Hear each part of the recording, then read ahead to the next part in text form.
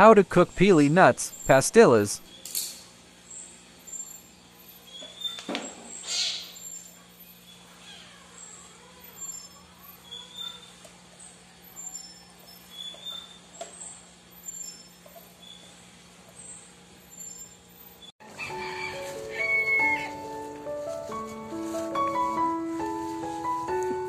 Ito mga kaibigan ng puno ng pili.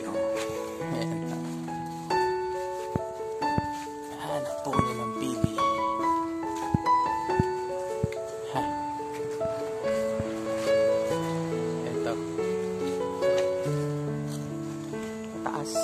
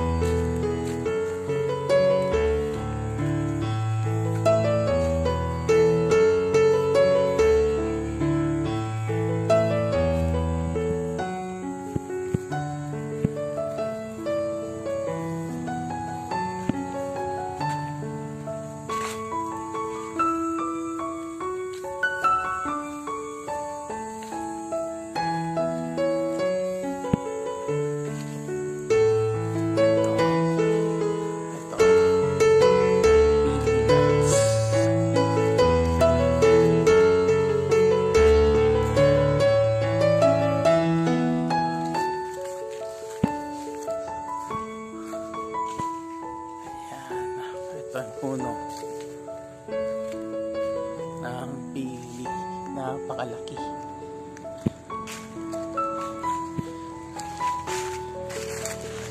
Ayun yung mga bunga.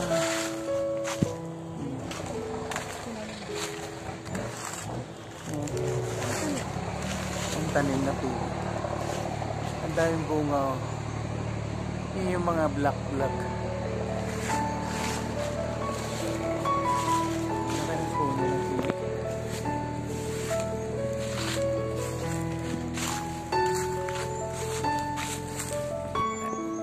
Ito yung puno ng baligang, dahil bunga.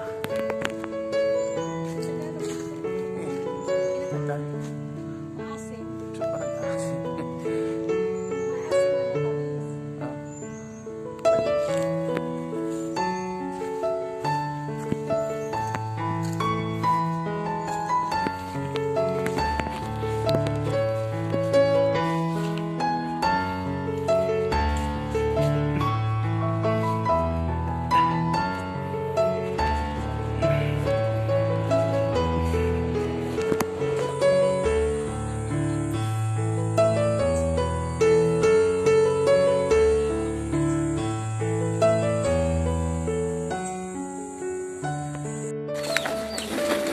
Ang pili, isang sako.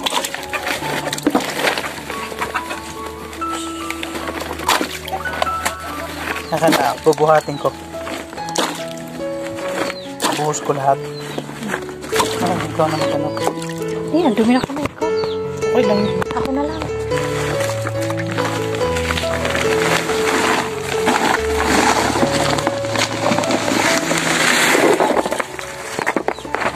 Dami. Ang daming pili.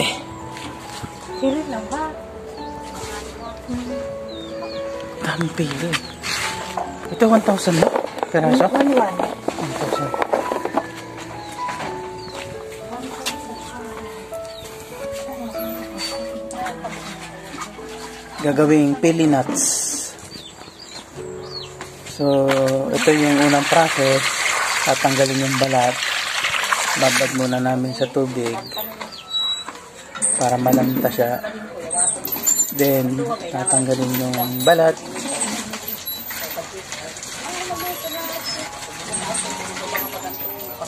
Iba, kaya bulit may nagtartuha, di ram pili. Maging viral yun na yun.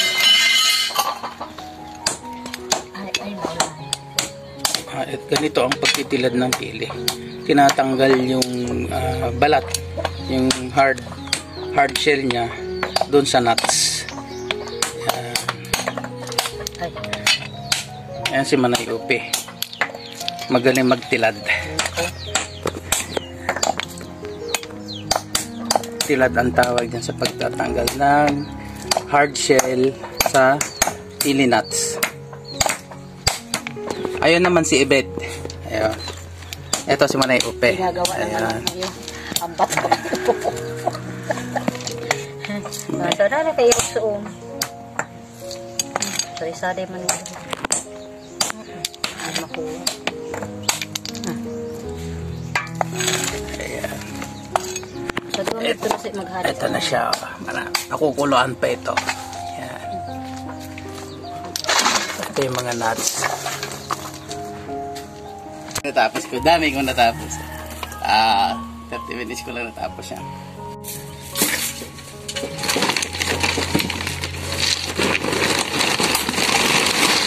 Mga giliw na manonood.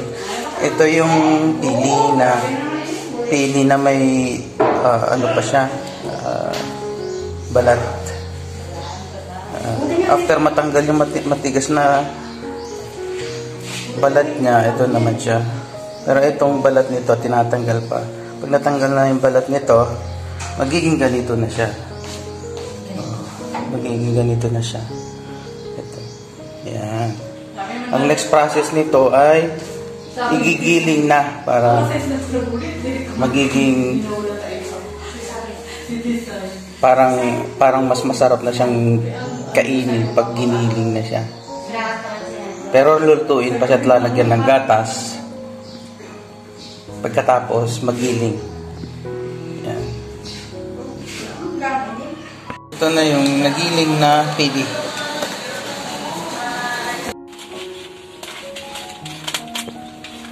Nagya ka na yung mga lutuan, ha, ligaw eh. Kung wala lutuan, ipapalitan ng... Wala. Man? Dapat mo na para sa yung garap ito. Ada ang tabi pa pa yun.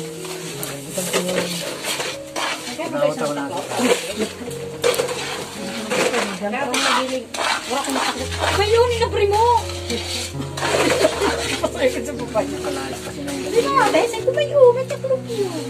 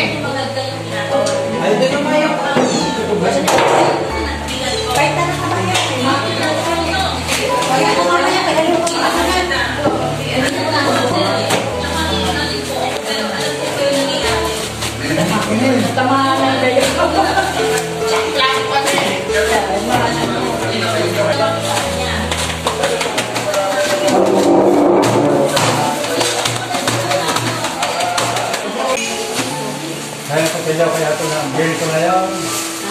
Ang baka yun na.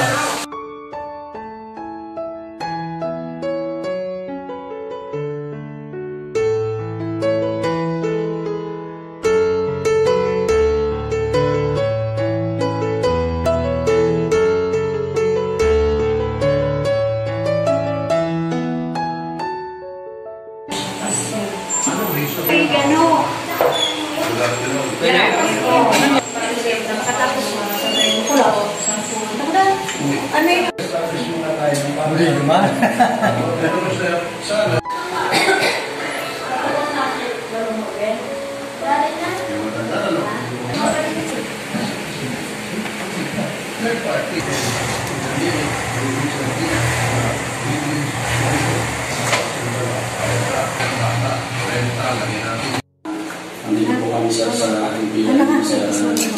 Pusana. Mga kaibigan, ito na yung finished product ng pili na niluto natin. So ito ay tinatawag na pili pastillas. Ito naman yung pili santan. Ngayon titikman natin at malalasahan natin kung gaano kasarap yung niluto kanina. So titikman natin. Kukuha tayo ng isa. Ito ay napakasarap na panghimagas lalo na pagkatapos kumain. Napakasarap.